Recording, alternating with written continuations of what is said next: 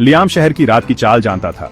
वो अक्सर आखिरी लोकल 11:49 वाली से घर जाता था, जो हमेशा परछाइयों से भरी रहती थी, भले ही खाली क्यों ना हो। आज रात कुछ अलग था। आज रात लियाम लेट हो गया। उसकी घड़ी में 12:01 हो रहे थे जब वो प्लेटफॉर्म की तरफ भागा। उसने अपनी सांसें ठीक करने के लिए धीमा हुआ और देखकर राहत मिली कि ट्रेन अभी भी वहां थी। दरवाजे खुले थे, मानो खास उसके लिए इंतजार कर रही हो। यह कोई ऐसी ट्रेन नहीं थी जिसे वो पहचानता था, चिकनी और काली रंगीन शीशों वाली, जो स्टेशन की रोशनी को रिफ्लेक्ट करने के बजाय सोख लेते थे। लियाम अंदर गया। उसके पीछे दरवाजे एक भूखी सी आवाज के साथ बंद हो गए। ट्रेन लगभग खाली थी। कुछ लोग इतनी गहरी परछाइयों में ढके हुए थे कि धुंधली टिमटिमाती रोशनी में कटे हुए लग रहे थे। हवा में एक अजीब सी खामोशी छाई हुई थी, जो सिर्फ पटरियों पर ट्रेन की लयबद्ध आवाज से टूट रही थी। ये ट्रेन सही नहीं लग रही थी। बहुत खामोश, बहुत स्थिर हवा में एक अप्राकृतिक सन्नाटा छाया हुआ था, जो लियाम पर किसी वजन की तरह दबाव डाल रहा था। उसने खिड़की से बाहर देखा, जाने पहचाने शहर की उम्मीद में, लेकिन बाहर का अंधेरा घना था, जो शीशे के पार की दुनिया को निगल रहा था। उसने गुजरते हुए स्टेशनों को देखा। अपरिचित नाम एक अप्राकृतिक कोहरे में डूबे प्लेटफॉर्मों पर फुसफुसाए जा रहे थे। लियाम के सामने एक औरत अकेली बैठी थी। उसका चेहरा एक चौड़ी टोपी से ढका हुआ था। उसने एक लंबा गहरा कोट पहना हुआ था और उसके हाथ उसकी गोद में कसकर बंधे हुए थे, जो पुराने फीते के दस्तानों जैसे लग रहे थे। उसकी शांति में कुछ ऐसा था जिसने लियाम को बेचैन कर दिया।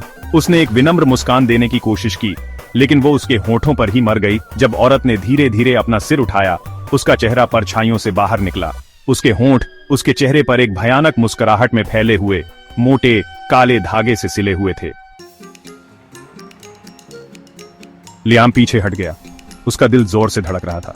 उसने किसी और चीज पर ध्यान केंद्रित करने की कोशिश की, लेकिन धुंधली रोशनी में औरत की चौड़ी और सफेद आंखों ने उसे बंदी बना लिया।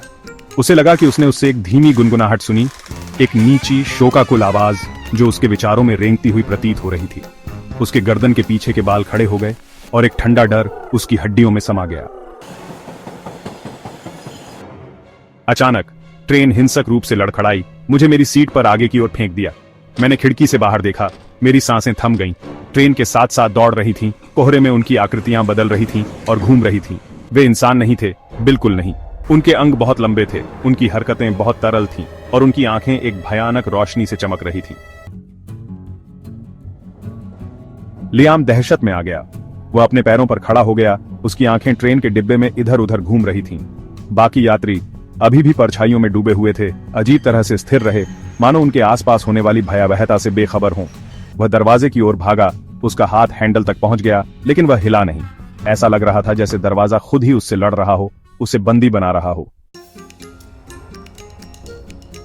ट्रेन अचानक रुक गई। अचानक रुकने से लियाम का संतुलन बिगड़ गया। उसने ऊपर देखा, उसका खून जम गया। वे एक स्टेशन पर पहुंच गए थे। प्लेटफॉर्म एक अप्राकृतिक कोहरे में डूबा हुआ था। एक साइन मुश्किल से कोहरे से दिखाई दे रहा था, जिस पर लोहे के अक्षरों में टर्मिनस लिखा था। दहशत ने लियाम के गले को जकड़ लिया। वह जानता था, एक ऐसे यकीन के साथ जिसने उसे अंदर तक हिला दिया, कि यह कोई साधारण स्टेशन नहीं था। दरवाजे खुले। एक ऐसा प्लेटफॉर्म दिखाई दिया जो आकृतियों से भरा हुआ था। वे वही जीव थे जिन्हें उसने ट्रेन से देखा था। उनकी आकृतियां कोहरे में बदल रही थीं और घूम रही थीं। उनकी आंखें जलते हुए कोयले की तरह लियाम पर टिकी हुई थीं और फुसफुसाहटों का एक समूह अनगिनत स्टेशन की गहराई से उठता हुआ प्रतीत हो रहा था। आपका स्टेशन आ गया है साहब। कंडक्टर की आवाज ठंडी और तेज फुसफुसाहट के बीच से कटी हुई। उसने प्लेटफॉर्म की ओर इशारा किया। उसकी मुस्कान आश्वासन की एक भयानक नकल थी। लियाम के पास कहीं नहीं जाना था। वह फंस गया था। उसकी किस्मत तय हो गई थी। जैसे ही वह ट्रेन से उतरा और प्रतीक्षारत आकृतियों की भीड़ में चला गया, वह जानता था, एक ऐसे यकीन के साथ जिसने उसे अंदर तक हिला दिया, कि वह उस दुनिया को पीछे छोड़ रहा है। आखिरी चीज जो उसने देखी, इससे पहले कि कोहरा उसे पूरी तरह से निगल लेता, वह ट्रेन दूर जा रही थी। सिले हुए होंठ वाली औरत उसे अपनी खिड़की से देख रही थी। उसकी मुस्कान मौत की तरह ठंडी और बेरहम थी।